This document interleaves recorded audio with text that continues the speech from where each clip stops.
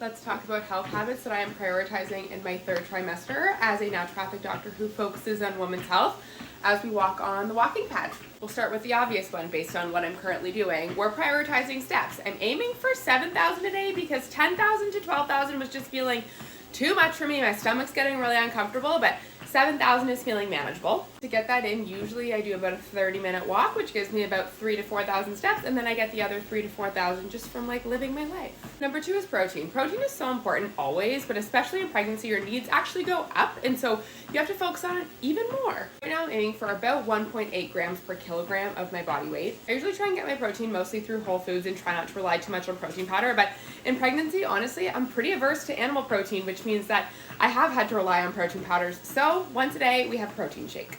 The next thing that I'm prioritizing is strength training. I have PCOS, which means I'm at risk of gestational diabetes, which I do not have. I passed that test with flying colors. But it also means my baby is at risk of getting diabetes later on in life. So I am working on doing all of the things I can to set them up to have a really good metabolism, which means exercising and managing blood sugar during pregnancy.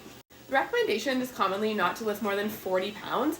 Most people's toddlers are more than 40 pounds, and you don't see people telling them not to pick up their toddlers. So you can lift more than 40 pounds in pregnancy.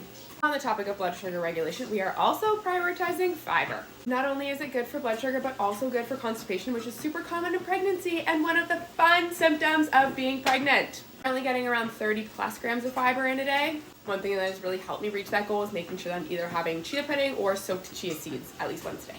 The last thing that I'm trying to prioritize so desperately is sleep, but it is getting harder the further I get into pregnancy. I am up 17 times a day. You should see my Oura Ring scores, but it just means I have to spend more time in bed to try and get at least 8 hours of sleep. So that means I'm going to bed earlier and I am sleeping in as much as I can, which means I have to be super productive during the day so that I can fit all of these habits in. Those are the 5 things that I'm prioritizing for myself and for baby as I enter my third trimester.